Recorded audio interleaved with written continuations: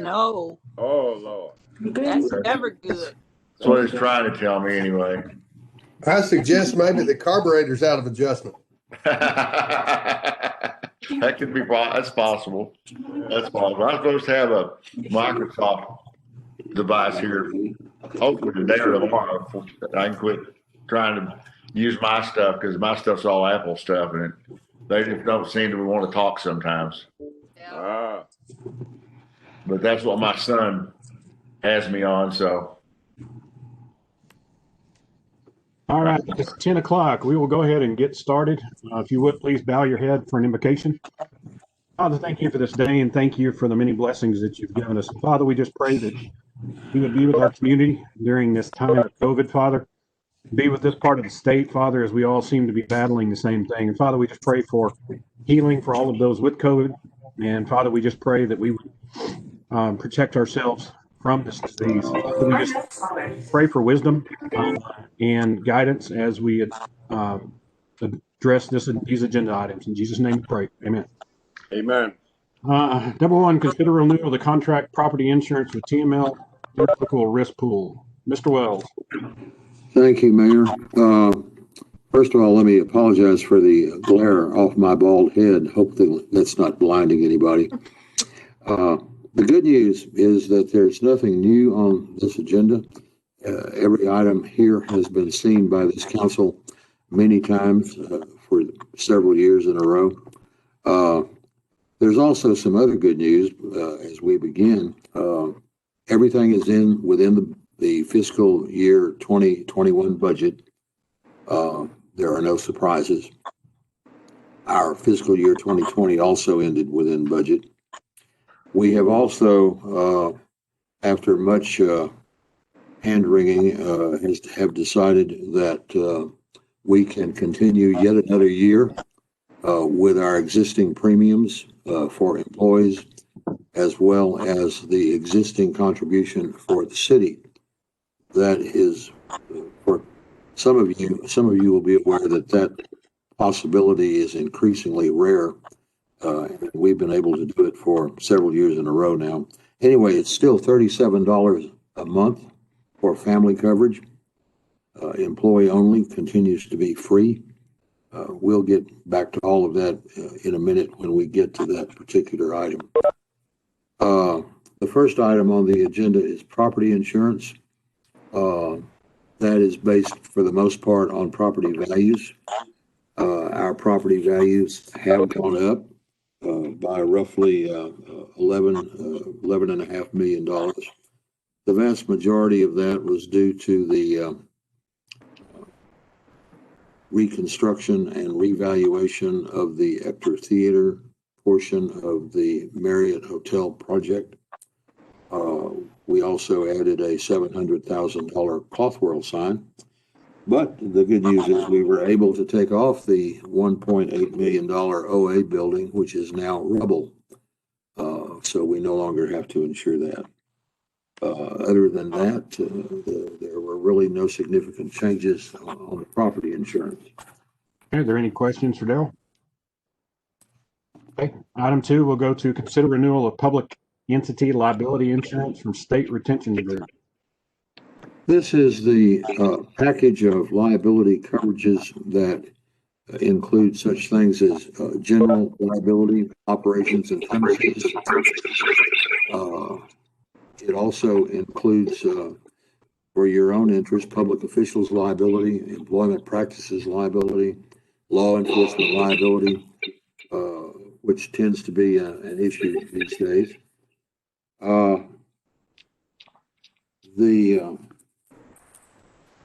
My notes here. If anybody who's got their mic on would mute their mic, that way we won't get background. Sorry about that, Daryl. Oh, Daryl, you muted yourself.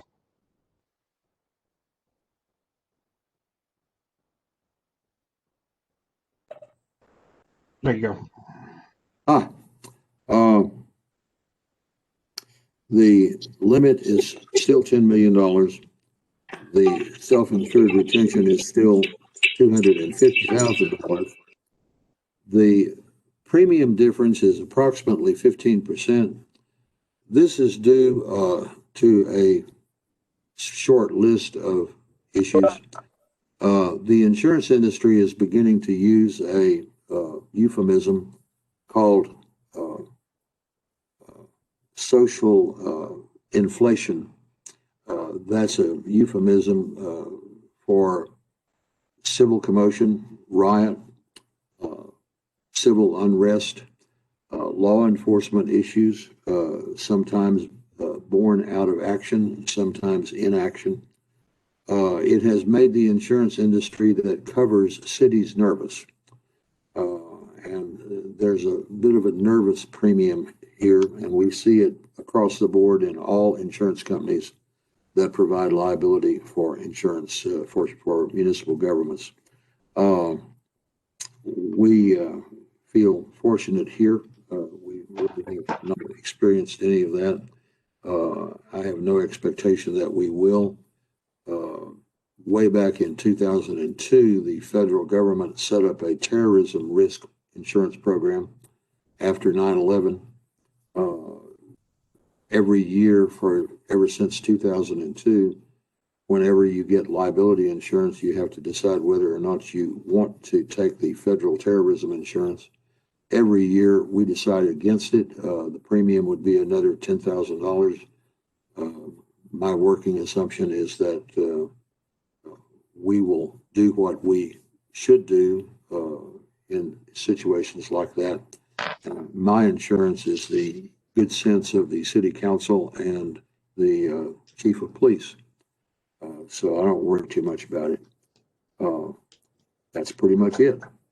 On Any the public questions entity. on the public entity? Okay, item 3, consider renewal of excess workman's comp insurance with Workers' safety. workers' compensation is based on, for the most part, payroll. There are payroll classifications for each type of occupation. None of that has changed. We have increased our payroll since the last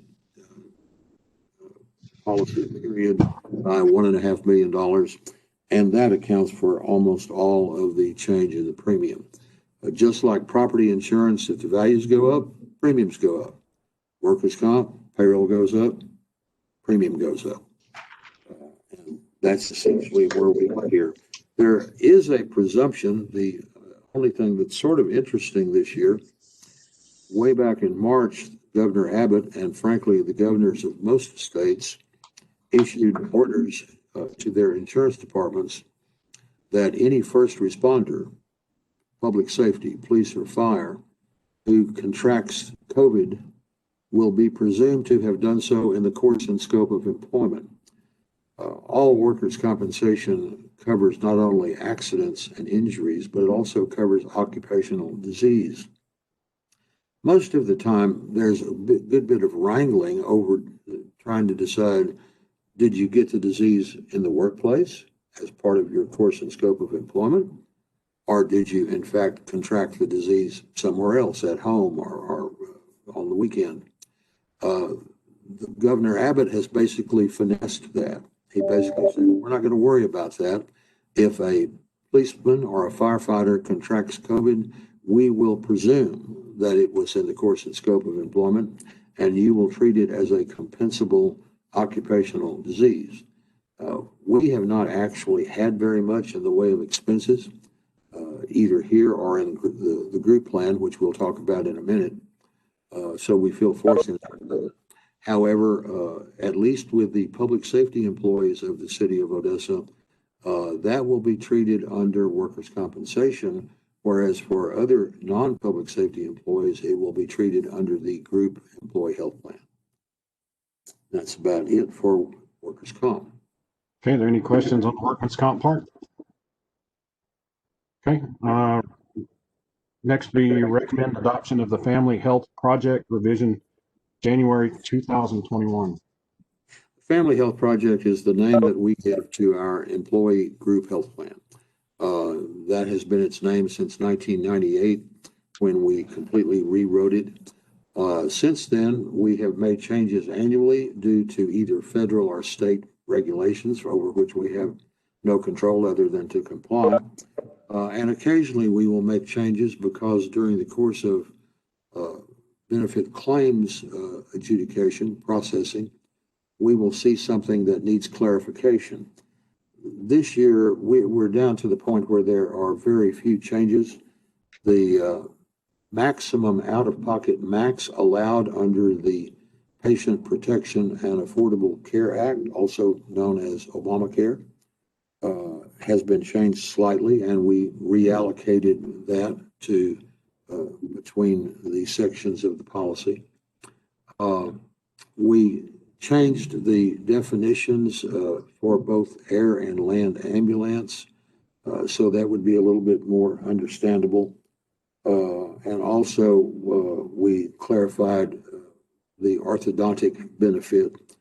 Other than that, the changes were very minor. Essentially, we're 99.99% of this plan. If you're self-insured, you call it a plan. If you were insured, you'd call it a policy. Same thing. And that's about all there is to it. Any questions on that? Okay. 5, consider approval of the group life insurance, AD&D coverage, and retirees life insurance. Yeah, amazingly enough, we did have a decrease in the premium thanks to our brilliant broker for our employer-paid life insurance. We actually had death claims that exceed that amount. Our death claims were, we had 2 active employees pass away that were still covered, and that totaled about $222,000. We had 8 retirees, 5 of whom had only $18,000, and 3 had $10,000 for another $120,000. So death claims were paid out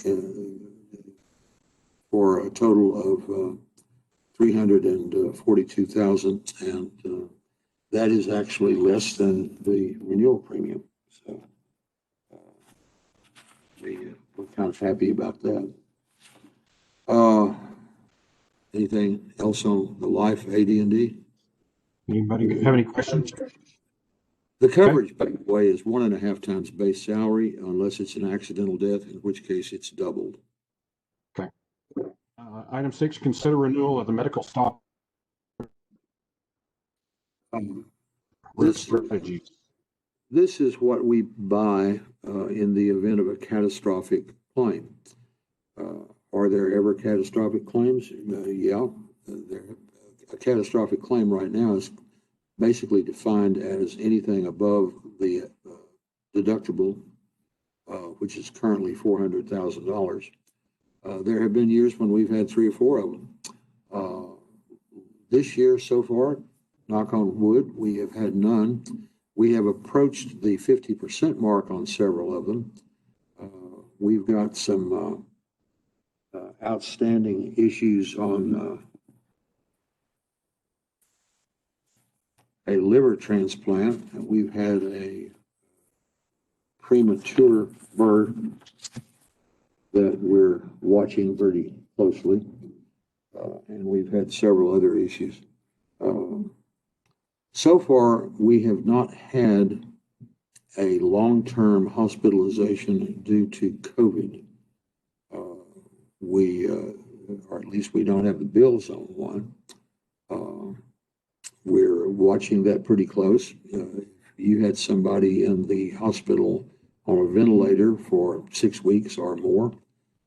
That could mount up to a considerable amount, and possibly it could penetrate the $400,000 retention. I know we're all sitting here in the middle of this pandemic, and I hesitate to say we've been lucky, but from the standpoint of our medical stop-loss coverage, we have. And we're doing everything that we can possibly do, and not everything is in our control to keep it that way. So that's where we are with that. Okay, any questions on the stop loss? Okay, item 7, consider approval of the contracts for benefits claims administration. This is the software. It's a very large package. Benefit claims administration is a very complex undertaking.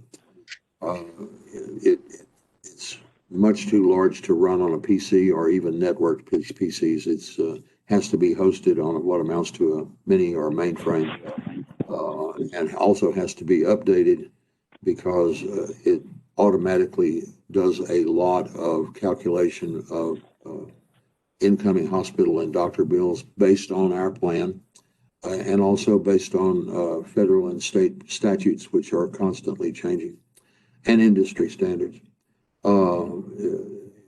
This is the package that we purchased when we became self-administered many years ago. We have renewed it every year since. It has worked well for us, and this is simply the renewal license fee as we do every year. Okay, any questions on that? Thank you, Mr. Wells. Thank you, sir. Next, we'll talk about a public hearing we'll have at the next meeting to consider approval of the request of Wilson Stephen Paul Trust owner for a use permit allowing a body shop and light commercial. Mr. Brindley. Yes, sir. Good morning, Mayor and Council. This property is located in the 700 block of 8th Street. It's the old House of Seat Covers building. The property is zoned light commercial, and the request is to have a specific use permit to have a body shop in this building. The site plan has been submitted that does indicate the location of the building. Building setback and lot coverage are all within zoning requirements. There are no additional structures proposed for the development.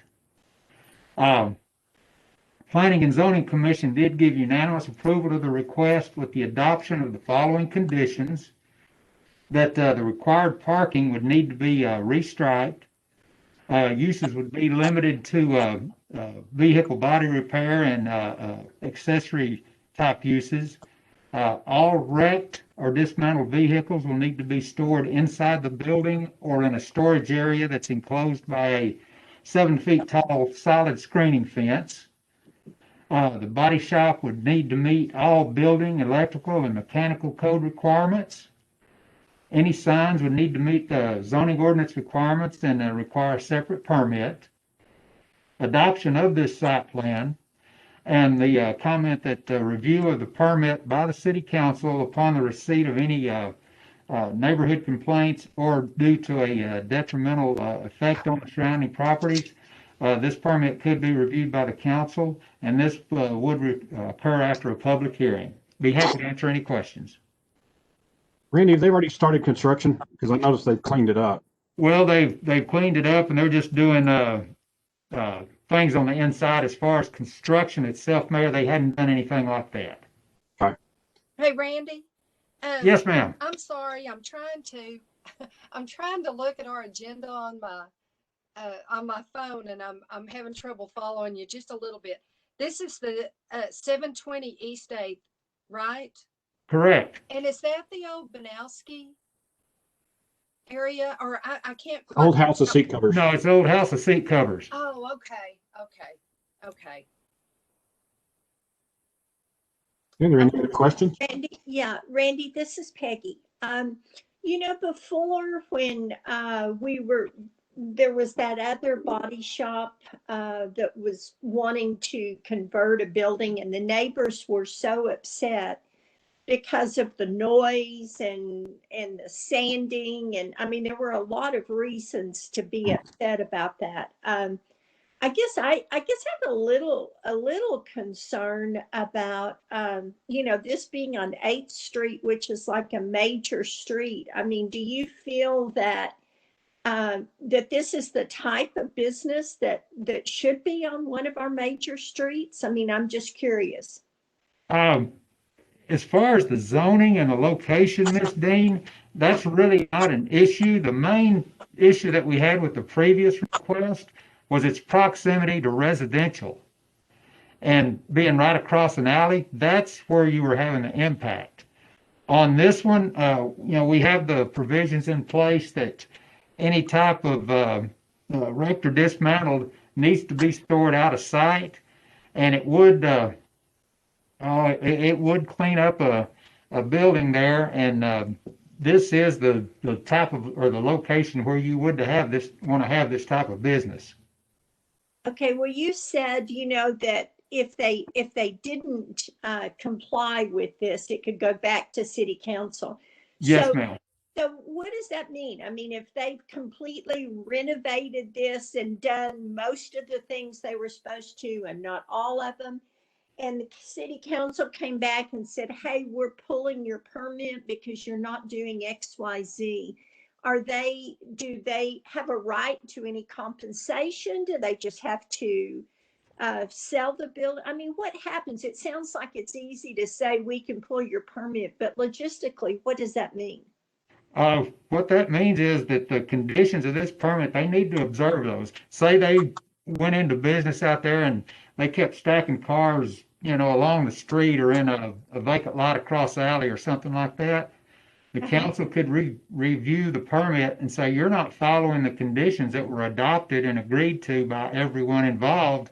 So we're going to suspend the SUP and you can no longer operate at this location. And they don't have any recourse or anything? No, ma'am, they don't. These were agreed upon conditions that they said, yeah, we will abide by these. Randy, I would assume that they would have an opportunity to clear up the problem before we would pull. And moreover, if we did pull, is that to say that if they cleaned up the problem, we could reinitiate the permit? That is correct. What we would do first is issue a type of notice of violation and all that, and give them the opportunity to correct before it even got to the council. If I'm not mistaken, Randy, that property, when it was House of Seat Covers, they had units stored, boats and cars and things kind of in the back that were in that holding for that type of repair. And they had a fence that wasn't, what I'm getting to is it seems like on that property, their only real major expense is going to be just solidifying their fencing. Does that, to meet at least the exterior. Is that about right? Yeah, that's right for the exterior. It'll just be a solid fence, and the reason that it'll be solid is we do have a little bit more say so over what does occur with a specific use permit. Yeah. The previous use was just allowed by right, so they could have just a chain link fence or something like that where it was completely visible from the road. In this instance, we can put specific conditions on there that they do need to follow. Okay, that sounds good. Because isn't this building kind of an L shape? Yes, that's correct. Okay. Randy, one last thing. Have we talked with Mr. Crutcher, who had sent in the project and told him what they would have to do? It seems like he was concerned about old cars and stuff being visible. Have we responded to his protest? We've tried to he hadn't responded to our response yet, so we're kind of phone tagging back and forth. Okay. But he will be, it will be explained to him fully what they're going to have to do. Okay. All right. Thank you. Randy, just a question. I know at that lot, I think it is to the west of the building, there was a little pole fence that seems like they never mowed back when it was House of Seat Covers. Is that going to be included in this renovation? It's just the property that's right there on the corner, Mayor, just that's north of the alley and adjacent to 8th Street there. All right. Okay. Any other questions? Okay. Number 9 will be a public hearing that we'll have at the next meeting. To consider the approval of the request by City of Odessa owner, Newton Engineering agent, to rezone from single-family 3 drill reservation to retail. Mr. Brindley. Yes, sir, Mayor. This is the property that will be the new fire station. And it's just west of Grandview on Pembroke. It's behind Buffalo Wild Wings is where it is. And what we're doing is rezoning to take the DR designation off of this property. We have received documentation that the drill reservation is no longer needed and that we can take the DR designation off. And as stated previously, it is proposed, it will be the new fire station in this area. This zoning does not violate the city's comprehensive master plan. And it is an appropriate use for this property, and it will cut down tremendously on response time for emergency access in this area. I have visited with the chief on this, and what their policy is when they first get a call and have to leave, they will not activate sirens until they get to Grandview, so that will be a bit of a bonus for the surrounding area. And the Planning and Zoning Commission did approve this request unanimously. Be happy to answer any questions. Randy, I have a question here. It looks like on the drawing, and I was not aware of this when that site was proposed, that lot 33 and lot 34 would be part of that construction. Is that correct? Well, it's just lot 33. 34 is encumbered with an agreement with where that cursor is right there. That part is actually encumbered with an agreement with the restaurants over there as extra parking for them. Okay. All right. I was concerned because when you go to drive down through there, especially in the evening, it can get pretty full. Yes, sir. But the parking will remain, and that's part of the overall agreement. Okay. Thank you. Yes, sir. That will be city owned, correct? It's the fire station part will be city owned. The other is, like I say, encumbered and will be with the restaurants there. Oh, okay. So we won't have lot 34. No. Okay. I'm with you. And if I could just add, this is Chief Alvarez real quick. And if I could just add that other side of the parking lot, that's going to give us plenty of space for what we need to do with Station 6 there. Chief, just a question on 42nd. Will there be a light put in there to help you guys get out? Yes, sir. There's already a light there, Mayor, and so it will be a controlled intersection. Once we get it up and running, we'll get that Opticom system put in on that. And I've talked to Hal with streets on that, or with traffic on that. Okay. Any more questions? Mayor, just simply, I want to remind the council how we got to this property. If you recall, we started last year and we were looking at a site at the corner of Maple and Grandview, and that didn't work out. We were looking at a site at the park, Progressive Park, which I don't think anybody liked. And we were fortunate that this property was donated by Larry Lee for the purpose of a fire station. So I just wanted to remind the council of that. You know, Mayor, I just want to make a comment. I was looking at the protests that were sent in, but it looks like planning did send out 43 notices. Only 3 were returned in protest, and it is unfortunate. If you live near a fire station, you are going to have to deal with the sirens and different things like that. But I don't feel like we have a choice in this. We need this station. It is imperative that we get this. And I think that Chief Alvarez and his crews will do the best that they can, but still meet their requirements under the law for emergency vehicles. And hopefully these folks will also realize they're going to be just that much closer to emergency response. And so, I don't want them to think that we're not acknowledging their complaints, but we certainly do, but this is a necessity. Well said. Any other questions or comments? Thank you. Just one question. Will the front where the fire trucks leave the fire station, will that face Pembroke? Will that open onto Pembroke? That is correct, Councilwoman Dean. We will be going on to Pembroke. But So the ideal is it's kind of like where Station 6 is at right now. I mean, we dump onto Brentwood, but then it'll give us access to Grandview right there. okay, so the actual ingress and egress actually doesn't open up to the fronts of anybody's homes, right? No. No, ma'am, it does not. Okay. Okay. Okay, any other questions? Just I think we should be on record, for sure, for thanking Mr. Lee for that contribution. That was really an answer to a problem that didn't seem to have a solution. Yeah, Norma, can you write us a letter? Yes, sir. Okay, thank you. I agree, Ms. Dean, and we're going to do the same thing as well. Good. Okay, any other comments? Okay, the next item, item 10, discuss group housing in residential neighborhoods. Ms. Brooks.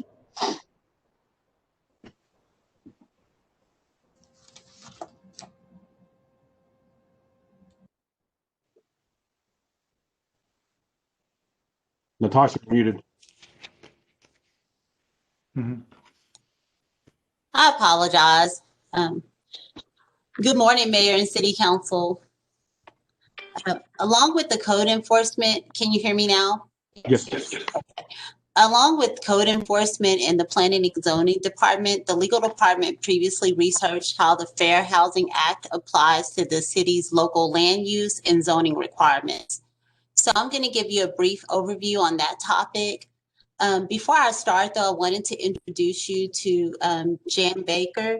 Jan Baker joins our office, and she has extensive experience in municipal law, along with oil and gas. She's been a great addition to our office, and we're happy to have her. And she actually researched this topic. She hit the ground running. She started on the 10th of November. And so our prosecutors, along with Ms. Baker and Dan, actually researched this topic. And so I just want to introduce her to you. Good morning. Morning. Good I morning. don't know, do you want to come over so they can see This you? would look like without my mask. I don't think- Are you able to see Jan? No. No. Come over. Well, right now, we're just seeing the agenda. There you, I see her. Oh, okay. Just look that way. Oh, good morning. Welcome. Morning. So Dan's going to talk about, when I finish the brief overview, Dan is going to talk about a case that we feel is similar to this topic, and it is a Fifth Circuit Court of Appeals case. And so it offers a lot of insight to how the case will be handled by the Fifth Circuit. And then we'll hear from Mr. Brindley as how it relates to zoning for his department. So the United States Code defines handicap as a physical or mental impairment which substantially limits one or more of such person's major life activities. The term physical or mental impairment includes, but is not limited to, drug addiction and alcoholism, other than addiction caused by current illegal use of a controlled substance. The Fair Housing Act prohibits a broad range of housing practices that discriminate against individuals. As established by the Supremacy Clause of the United States Constitution, the Fair Housing Act takes precedent over conflicting state and local laws. The Act prohibits state and local land use and zoning laws, policies, and practices that discriminate based on protected characteristics, which includes drug addiction and alcoholism. Federal law prohibits the city from imposing restrictions or additional conditions on group housing for persons with disabilities that are not imposed on households consisting of persons without disabilities. One prohibited practice under the Act includes making unavailable or denying housing because of a protected characteristic. Group homes may be opened by individuals or by organizations, both for profit and for nonprofit. The Straight Line Group, LLC, has asked for reasonable accommodations. The Fair Housing Act makes it unlawful for the city to refuse to make reasonable accommodations to rules, policies, practices, or services when such accommodations may be necessary to afford persons with disability an equal opportunity to use and enjoy a dwelling. Operators of group homes for persons with disabilities are subject to applicable state and local regulations addressing health and safety concerns. If there are any concerns regarding health or safety measures or any alleged criminal activity, then the city can address those issues. Of note, we did check with the police department and there have not been any calls regarding this address we are speaking about since 2020. We did receive a letter of representation from the attorney representing the owner of the residence. I have reached out to him and I'm waiting to hear back from him. I did notice that Mr. Cross was on the line and he is with Straight Line. Natasha, I just got a question. Uh-huh. If we put something in place for health and safety, where we feel like it's not safe to have multiple people that are not related in a house, then they can come in and do whatever they want and put however many they want in a house, but we wouldn't allow the people next door on either side of them to do that, to not have three non-related individuals. That's true, yes. And the federal law trumps any state and local Health and regulations. safety. I mean, it could be health and safety for the neighborhood. You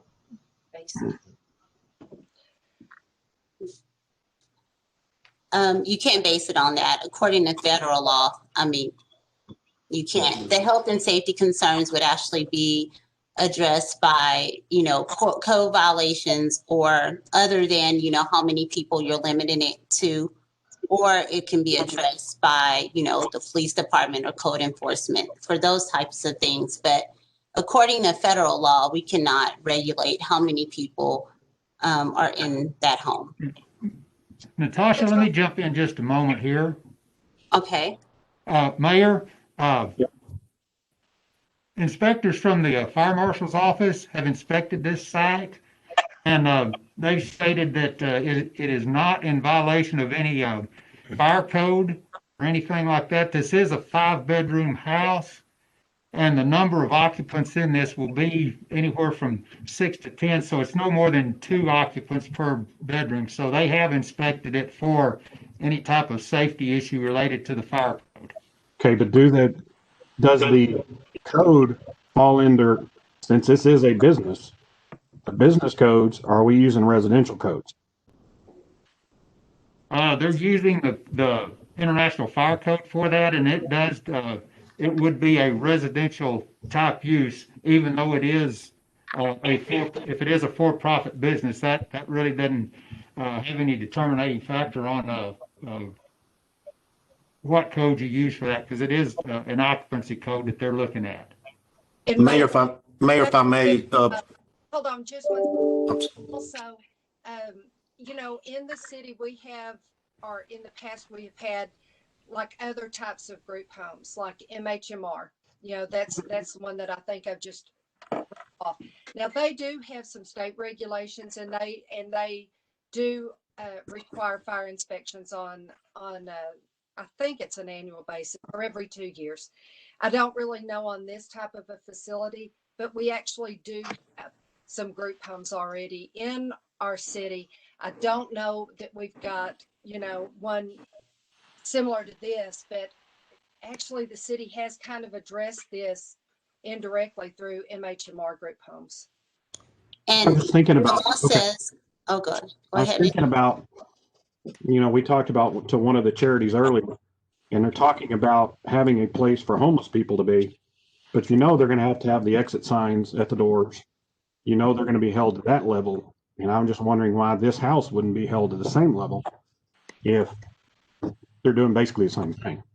Mayor, if I may, we did send one of our inspectors out there and they conducted that site visit. He did find that only they were housing like 10 people, which is not enough occupants by the International Fire Code to require institutional group use. So therefore, they found that it was classified as a single family dwelling, and when it's classified that way, it's not required to fall under any of our adopted fire codes. Okay. Do Long, people have cars? long have they- I'm sorry, Peggy. Do these people have vehicles? I mean, where would 10 people park? There's a park. Peggy, I Yeah. don't think all of the folks have their own vehicle there. It's, there's varying levels, but there is a parking pad that's off the alley related to this property, and that was in existence before Straight Line took ownership of the site. How long have they had this business there? Does anyone know? That I don't know.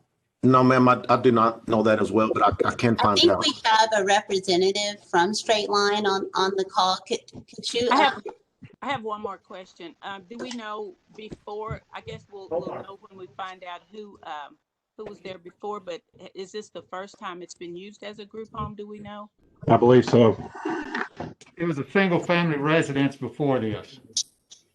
So Randy, was there no, I mean, were we not obligated to send any notice out to the neighbors or anything? Is there no protest by the neighbors that's available for this? No, there's not, because they're not required to get a permit of any sort from us, so there's no reason for us to send a notice to the neighbors. Do we need to set that up so they have to get a permit? Like Natasha was saying, that would be a discriminatory factor against this type of home in a residential district. Well, but it's also hurting people's property values. And we should be able to protect some of that. Because, I mean, if you're next door to it, your property value just went down. Yeah, I need to defer to our legal department on that as far as the requirement for the permit on that. But Mayor, my understanding is that require them to get any type of special use or permit, to have a group home in this area. But you bringing the property value down when you put a group home in there without the requirements. Is there signage or anything that says this is a group home or anything? No, they're No, afforded there's not. the same. They're afforded the same rights as any residential person. All right, so if we don't know, I mean, if one, I'm just asking because I don't know, but if one didn't know that it was a group home and there's no signage or anything, would anybody know that there were those people? There were people there. According to some of the neighbors, these people spend time outside. They sit around, which you can do in your home, but they sit around. They're in and out a lot. I mean, there's 8 to 10 men all the time hanging around. So if they don't know that there are people with problems, they certainly know there's a lot of men living there. Well, you Right. have to disclose it when you sell the I property. just hadn't heard anything. I just didn't know, and that's why I was asking the question. I was just wondering if you don't have to disclose that when you sell. Is Mr. Cross?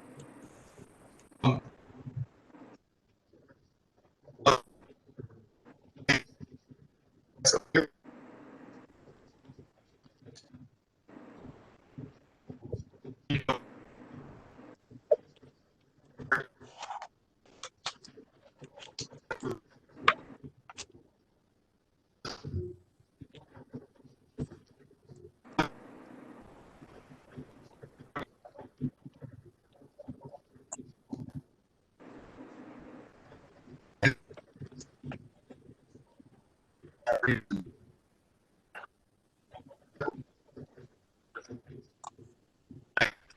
Mr. Cross.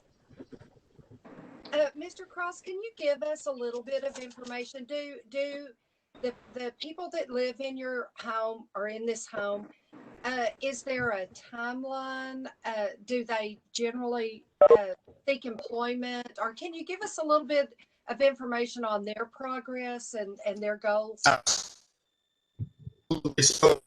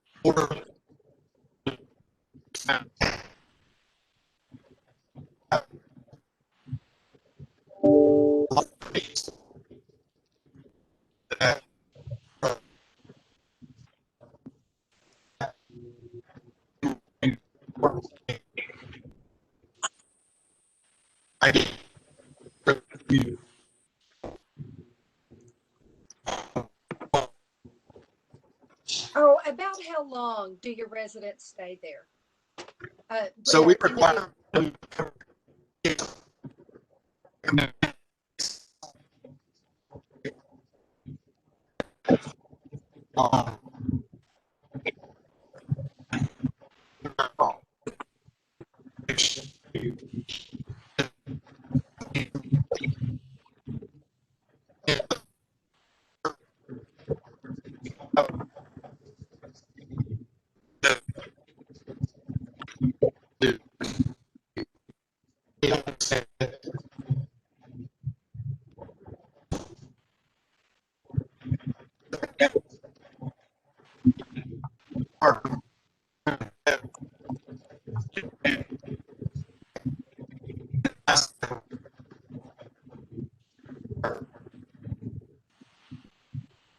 Mr. Mayor, we have one of the residents, Mrs. Dennis, that has just texted me, and she disagrees with some of these comments.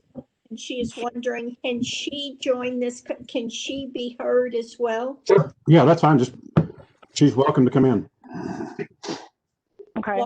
Is the other guy finished? Are you finished? I have Yes. one other question. I'm sorry, Mr. Cross. Do your residents live there independently, or is there like someone that stays there with them? Or I mean, they're all capable of, I would guess, taking. Going to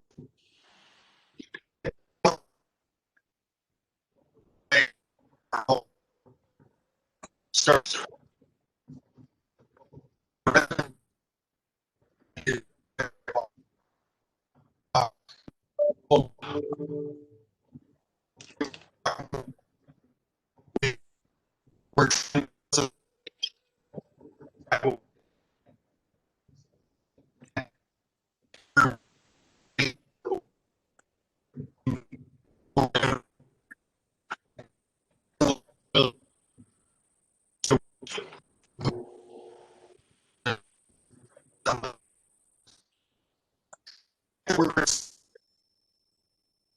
You live.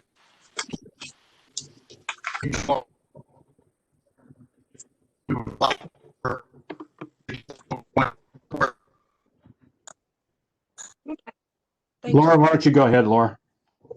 That's not possible. It does ruin property values. No one who lives anywhere around this house across Esmond or across Lindell is happy about this. And I want to speak to what he said, that it was already a group home. That's just not true. Yes, it was owned by an oil field company. And yes, maybe 2 or 3 guys once or twice a week would spend a night or two there for like the last year or two. It was not a group home. That's simply not true. And there are cars all up and down the street. Last night, one of the neighbors said there were about 15. And it's ridiculous to me that if I wanted to rent, let's say I wanted to rent rooms out, I can't have any more than 3 non-related people living with me. But these guys can have 8 or 10 over here. Surely some of those local ordinances, if someone would do a little bit more research, why do I have to live under that, but this group home doesn't have to live under that? And as to the no police reports have been made, that's because everyone was waiting to see what the city council was going to do about this. All the neighbors, I'm not sure who else is on the line, but no one likes this because it does ruin property values, and no amount of community activism or cleaning up a park is going to change that.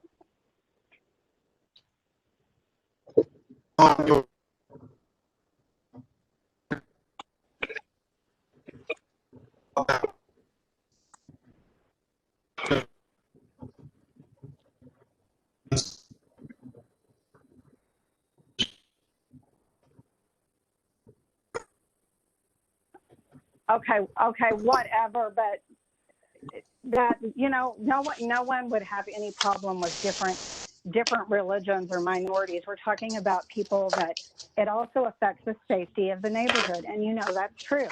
All these men coming in and out of there, cars pulling up, someone walking out there real quick and then going back inside. That's all suspicious. That's something that all the neighbors who live on Esmond, I live on Lindell, all the neighbors who live on Esmond have seen that. So it's not a good situation. And again, why can I not have whoever I want living here, but they can have as many people as they want living there? As a health and safety code that the mayor talked about earlier, and I don't think it's truly a 5-bedroom house. I think the laundry room or something's been converted into a bedroom. But regardless of whatever that case may be, it still doesn't make any sense that they can have as many people living there as they want, but no one else can. Natasha. Protected class under the ADA and I don't think there's any more research that can be done regarding this. They are a protected class under the ADA and the FHA. So the law stands as it is, and I can send you submit for more information if you'd like. Yeah, send that out to council. Yeah, so we can look send at that it. out, please. I have a question for Mr. Cross. Is this coeducational or is it? Are we having women there? Is it all men, or how does it work?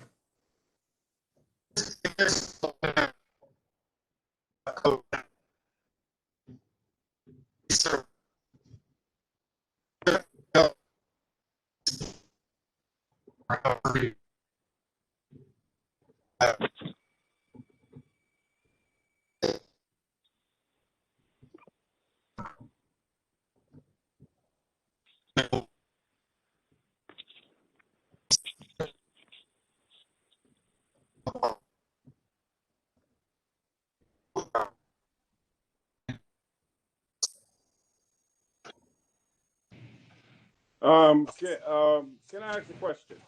Sure, go ahead. Is anyone there monitoring them, the men going in and out? Yes, sir. And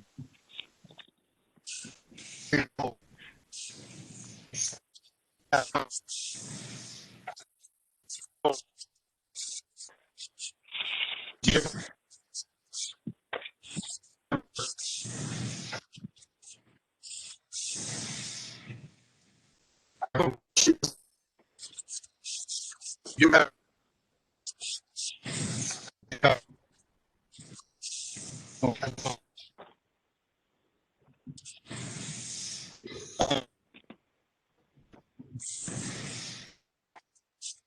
Vehicles.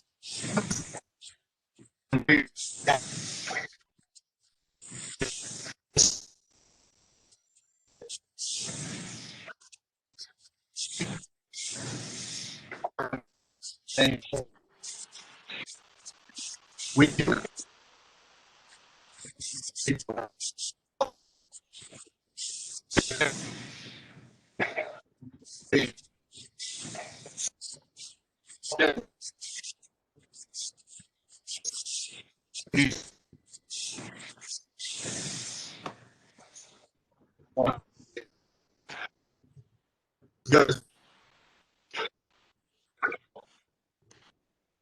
This Okay, is, thank this you. is Peggy. I just have one, I just want to be sure I understand this because this seems to be a very far-reaching act, this Fair Housing Act. It is a federal act. It is very far-reaching, and apparently it takes precedent over any state and local ordinances or rules and regs that we would have. Am I understanding that correctly? I mean, I think this is awful, but am I understanding that this Fair Housing Act just supersedes anything that we have the authority to do? Is that right? Natasha. I'm sorry. I Yeah, apologize. That is correct. Except for any, health and safety, criminal acts, things of that nature we can enforce. But for all purposes of the law, it states that they are treated just like any other single family residents in that neighborhood. Except you're rough. not treating them But like they're any really- other single resident because Yeah. you're allowing them to have more than 3 unrelated people living together. That's not being treated the same. Mr. Cross, That is addressed directly in the act. And that's one of the things, Dan can talk a little bit about the case law that he's recently found, which is a Fifth Circuit case, but there's tons of cases out there on this. Because it's a federal law, it's kind of hard to find a lot of Texas cases because it's, most people sue federally on this, but that is addressed directly in the act, and it says that we cannot limit the amount of people in the home, and they have a reasoning and a behind that in case law. But the problem is that our hands are tied as a city because the federal law does trump state and local laws.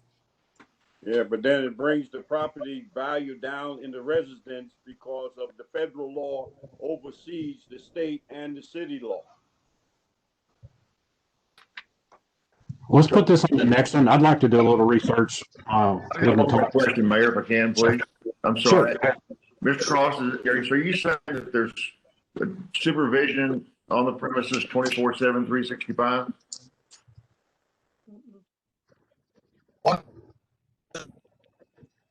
Okay.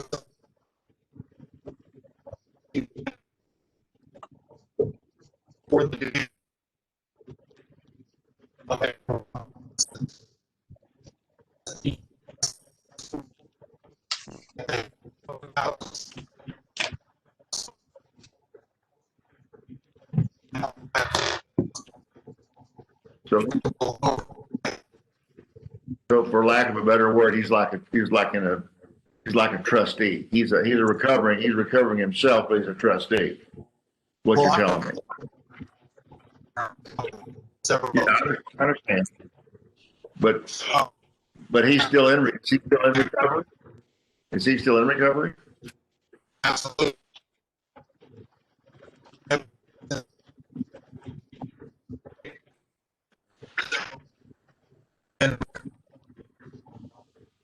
No, I guess my question is, I'm sorry, I'm probably not stating it correctly, and I apologize. I'm asking if the gentleman that's what I'm going to call a trustee, if he's in that house, that's his permanent resident. He's always a trustee. I understand that, been exposed to that problem all my life, and I understand you're always recovering. I get that part, but is the gentleman that's there supervising, is he 20 years down the road and he's there all the time, or is he 6 months down the road and still in the early stages of recovery? I guess is the way I ought to say it.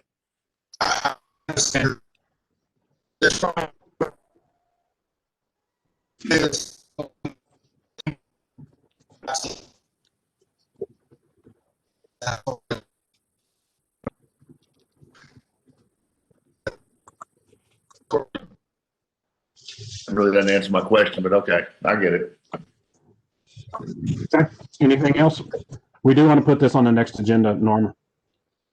David, Yes. Mr. Cross, I do want to thank you for what you're trying to do for these individuals. And I think every single family has been touched by either or drug addiction. And I do appreciate it. I think the concern is mostly having a large number of men living next door to, perhaps single women. And, but I will say that I have unfortunately been the one that's had neighbors that were not recovering addicts, that were abusing drugs or alcohol, and I've had to deal with that part of the issue.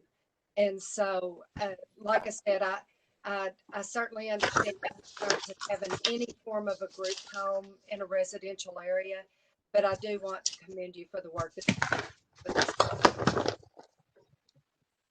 doing.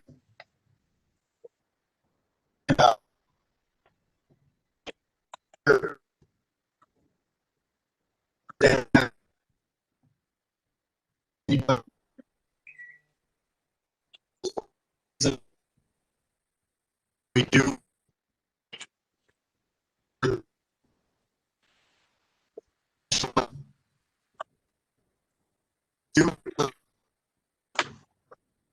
Wait.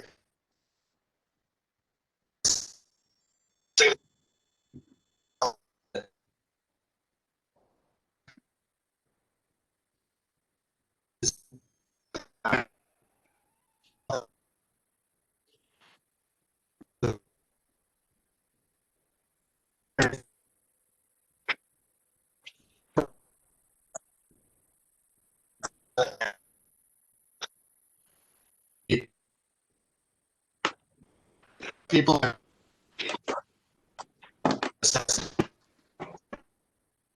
And Mr. Cross, also, your residents there, they are required to maintain the property, to keep the yard mowed and trash picked up and things along the line. So, I know that there's been comments about the depreciating values in the neighborhood, but once again, if you've ever had the misfortune of having a neighbor that does not mow or doesn't clean up, that's a problem also. And so, do your residents have that responsibility?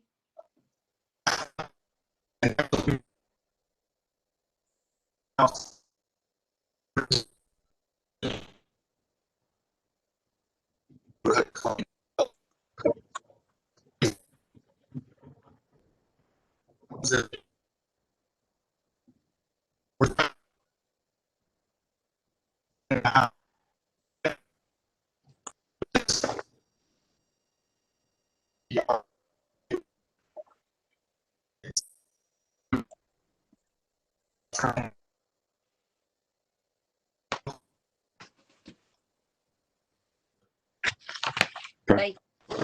All righty, we're going to move to item 11. Consider extending the mayor's declaration for continued response. Whoa, it left. There it is. To COVID-19 disaster and the mayoral declaration regarding face coverings. The declaration for continued response for the COVID-19 mandated by Executive Order 32.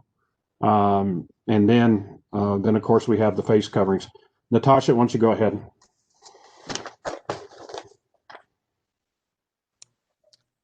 Mayor and City Council, this item is simply to determine if the council would like to extend those two declarations for another time period.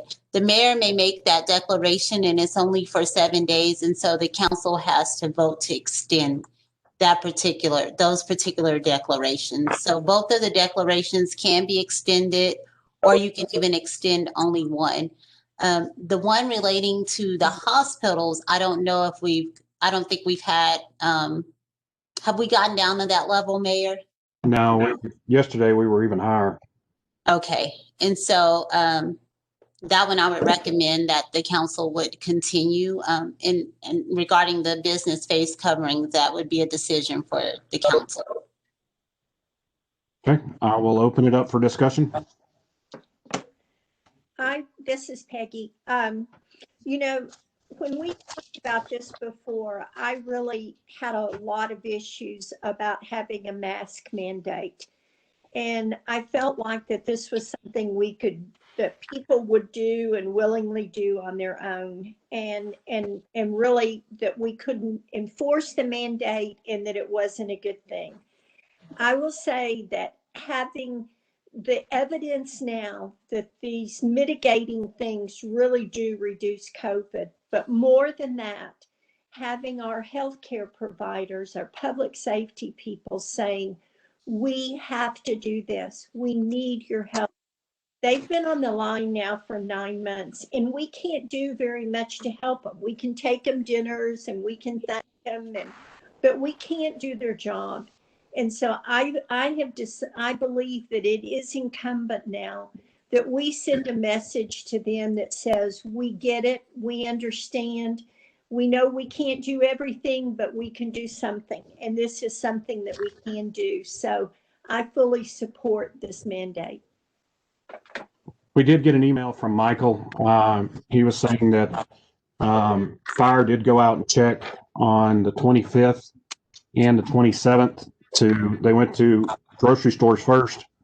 Everybody was complying. They also, with the 50%, they also went to restaurants on the 27th, and that everybody was complying. Then police did, I was looking for that right now. Michael, do you have that?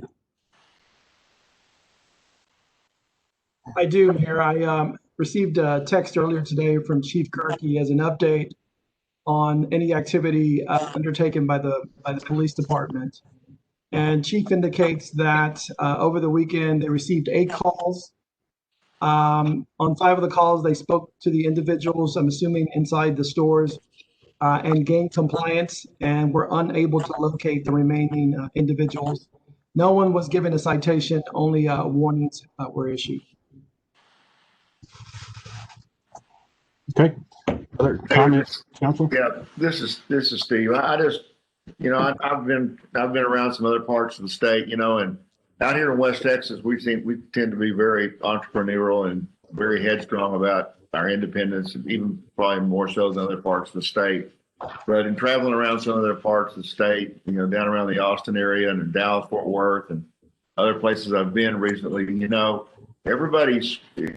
places that I've been and seen, the stores, the restaurants, everybody is just really whole hog about wearing the face masks. And it's just out of respect for others. And I feel like that we really need to support this. And as a business owner, a box of masks at the front door, and just asking people to put that on if they don't have one.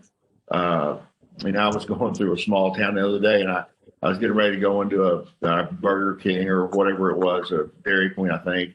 And the guy was going to the front door, and they wouldn't let him in. And I went in the car and got him a mask and handed it to him. He just didn't know what to do. He hadn't been exposed to that. He was, I guess, crossing state lines or whatever. But people, when you ask them nicely, I think are very willing to accommodate. But I think it's also important for the staff of the restaurant or the store or whoever to have their masks on as well. And I do see that quite a lot, at least around here, where the people that are working don't have their mask on. And in other major metropolitan areas, you can't walk into a store or restaurant that they don't all have their masks on. Everybody does. So I just think it's something we unfortunately have got to do. I hate it. I don't like it. I feel boxed in, but I think it's something we have to do. Well, and I'll be honest with you. Part of it was right now, like we said, many of our businesses need to be selling their products. The academies, the box Right. stores, this is their time when they make their money. You look at El Paso, you look at Amarillo, you look at Lubbock, their numbers are holding still. They're not going to be able to go back to 75 until the numbers go down. That's just what the governor has said, and that's what they're going to do. And we have to try something. Albert Einstein said the definition of insanity is doing the same thing over and over and expecting different results. We're getting the same results. We've got to do something to make this, to get our people to work, because going back to 50% hurts people that need to be working. I agree. I Mayor, I agree. just like to say that I wholeheartedly support this. I have from the beginning. I know that it's hard on our police, fire, and those who have to, take care of this, but we have got to do it, and I wholeheartedly support it. Having talked to many people at the hospital, talked to doctors, our community needs us, and I think when we see a need, we have to at least try to respond to the need. If it doesn't work perfectly, we responded and we did what we could, and I think that's what we are called upon to do by the people who elected us. Yeah. Not just being a city councilman, but being a pastor and of a church here in Odessa. I require it at my church that when you come in for services, you wear a mask and and have hand sanitizers.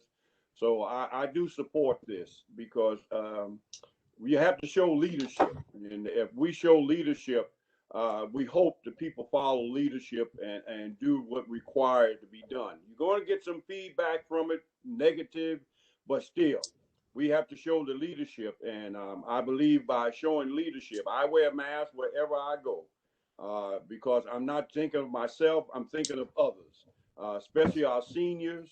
I do be around a lot of seniors and a lot of children, so I do think about them, and I don't want them to catch it. So I represent District 1, and I want to represent District 1 the right way, and I think we do need to mandate this because it requires us to show leadership in the city as city council and as our mayor to be supportive of something like this.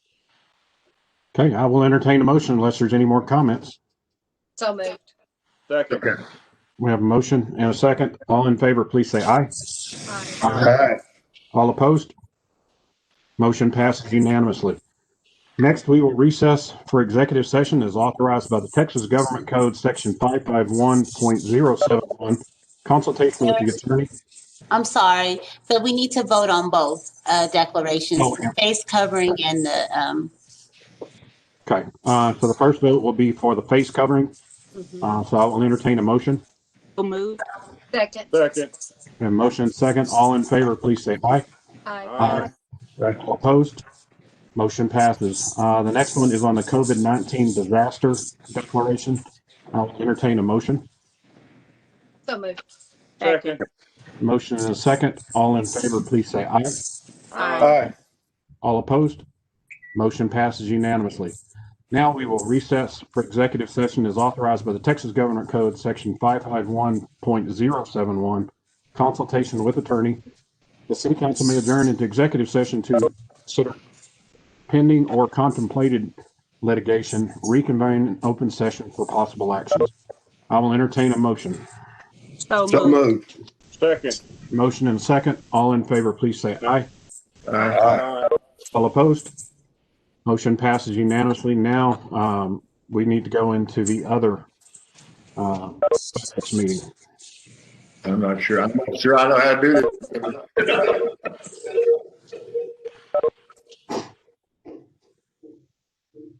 We need to clear out of this one.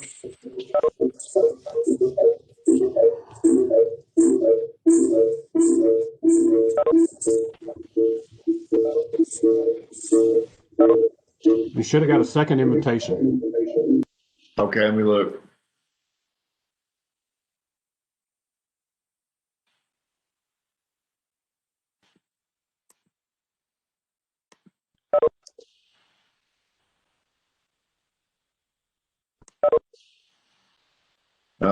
So do this. I think I just heard his Councilmember voice. Thompson, I'm going to resend you the invite right now. Thank you.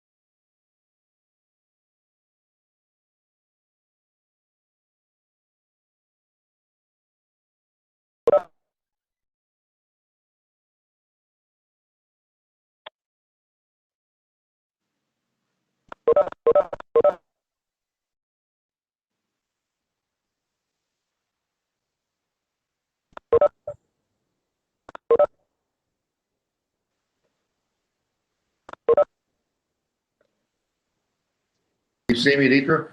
I see you. I'm Okay, hoping, I can't tell if I'm on or not. Okay. I I'm got hoping there. we're on the right one. I'm not seeing anyone else yet. I see you, Deidre. I see you, Tom. All right, we've got 5, so we can go actually, need a motion to come out of executive session. We have some motion. Do we have a second? Second. We have a motion and a second. All in favor, please say aye. Aye. All opposed? We are now out of executive session. No action was taken while we were in executive session. I will entertain a motion to adjourn. Second. Motion and second. All in favor, please say aye. Aye. All opposed? We now stand adjourned. Thank you all. All right. All right.